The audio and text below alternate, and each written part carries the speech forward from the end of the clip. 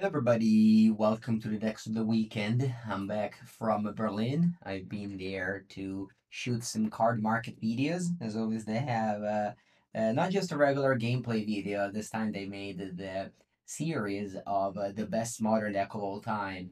So, stay tuned for that. It's gonna go out in the next weeks. But yeah, I always enjoy traveling for no, not just to play tournaments, but also for content. As if I'm watching this video, I am a content creator, YouTuber, and etc. But my decks of the weekend series never stops. So here we are playing, not playing, but watching some of the decks that performed the best this very first weekend of the Wilds of the Drain cards of Magic Online. So we're gonna go across Modern, Legacy, and Pioneer, seeing the cards decks that did well with most of them with Wilds of a Drain card. Let's begin with this deck. So lots to unpack here. First, what tournament it was? It was the Modern Super Qualifier.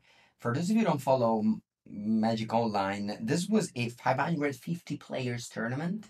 550 players tournament on Magic Online, where the top four got an invite to the regional championship. So this event is basically one of those RCQ that you can find at your store. Also Magic Online, but with, I don't know, 20 times people. But yeah, this was the winner. The name is Danzant, and they won the tournament going 12-1 because it was 10 rounds of Swiss with a 75 cards Omnat deck with only 26 lands. So a lot to unpack here because this is kind of unbelievable to me. So of course, no Yora, it's banned. Some people have played over 60 cards. Togoris has done well in several tournaments with 71 elementals. But this is not only a 75, it also has only 26 lands, which is unbelievable because in my video for Color Omnath, they play 24 lands and 60 cards. So, it's crazy. I mean, surely you have a lot of cheap spell. You have four bolt, four ending, four fury. So you added a lot of cheap cards, but to me it's still also like only 12 fetch lands. Like Brennan 6 doesn't really get there too often. But yeah, outside of that, outside of this specific list, Four Color Omnat had a great weekend.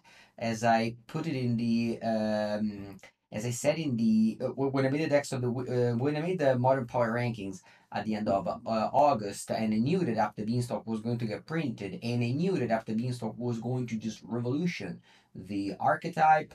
Just the new set doesn't have too many good tools, so this is like the only card that actually is going to improve a deck while everyone will stay the same. So four color is going to get better. And this is very common in modern. We've seen, for example, I don't know, five color creativity, one of the best decks in the format before Lords of the Ring, and then just got hit by the fact that everyone else got cards and that one didn't. So this is the only deck that got something new very strong up the beanstalk. If you haven't watched already, I posted a video with this card last week, and the card was very strong. This deck has Solitude Fury and Leyline Binding to improve it. Although my list, I have I'm finishing an article for Chan Fireball, as always my articles are free on Chan Fireball. My list doesn't play Halfling, I play Kahera. So I don't play Halfling, I don't play Shinorn. I also play 60 cards, so I'm not playing 4 bolts and 4 ending because I just don't have slots. A couple of Fable, but yeah, so and only 2 Furies. But again, outside of this particular list, which has like everything because you have 75 cards, I think this deck is very good right now. One of the other reason why it's good is that Rakdos Scam is, we already knew this, but Rakdos Scam is extremely strong and very powerful. He also got a new card, but it doesn't change that much. The Not Already Dead. It's an addition to Reckless Scam, but like it doesn't change too much of the deck or how good is in the meta game. And this is one of the few decks that actually has a good matchup against Scam. So by playing this deck, you are favorable against the deck that almost anyone else is favorable against. So, this is a good place to be. And I think for Color Omnath will be back in modern. He's back to be, if it flopped hard at the PT, I think it's now coming back to be one of the driving force of the format. Let's now go on to Pioneer. This is the format of the regional championship. I am not qualified to the regional championship. I'm not gonna go to in Europe. It's Lille. I don't know where it is in other parts of the world, but it's gonna be Pioneer everywhere. So I'm sure that if you're watching this video, you're a competitive player and you would like to take a look at something. And the sleight of hand is something that happened in Legacy in Pioneer. Zlatovan was reprinted in Wildsville Drain, and it's now legal in Pioneer. Sleight of Hand is an additional cantrip to, to help bringing back Arclight Phoenix and to help fill the graveyard with for treasure cruise. Now, this list is from Mattia Rizzi, one of the best Italian players. I don't know if you, I think he split the final, but I mean, he made the final of a modern challenge. So this list comes from him. He's playing Legend Shredder over Thing in the Ice. Although remember, Thing in the Ice would be extremely good against Mono Green, which is popular. I believe Mason Clark won a very large American.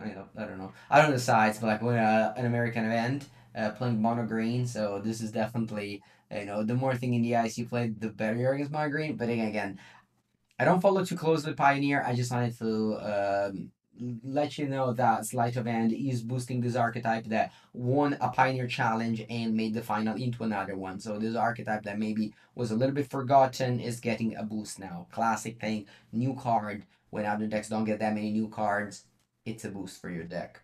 Let's go into Legacy. I'm not gonna show a deck with new cards here because did that last week with both the four color up the beanstalk as well as the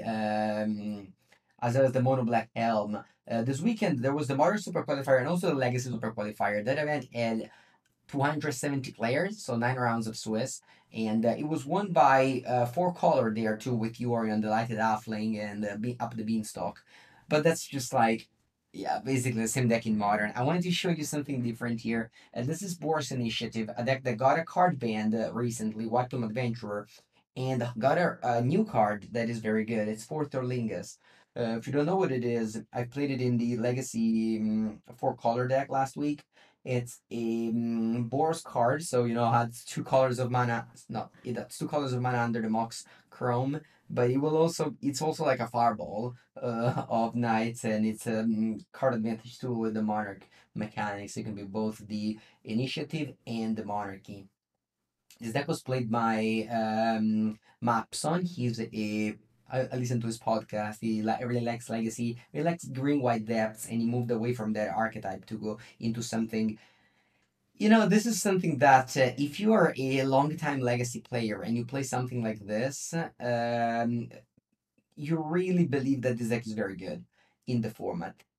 Why is that? I actually agree with that.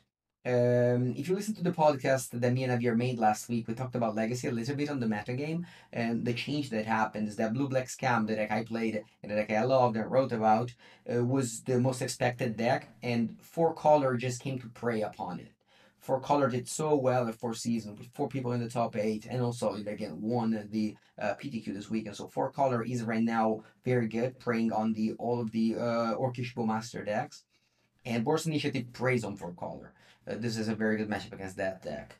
So I believe that is the metagame call, as well as of course you're like an Arclight deck, Chalice of the Void. So against combo, you are decent. You have a decent cyber with Rest in Peace, Lore, and Magus of the Moon. So overall, the metagame call of Boros Initiative is to prey upon four color while still having a very good deck with this very powerful new card, which is also rather expensive right now. It's like very expensive both on Magical and in paper. So definitely a new card from a commander set that is gonna be hard to get. Thank you for watching this video. As always, I enjoy doing this deck of the weekend. If you enjoy listening to them, let me know in the comments. And if you haven't done yet, subscribe to the channel so you don't miss the next video. And yeah, that's it for me this week. Have a great one.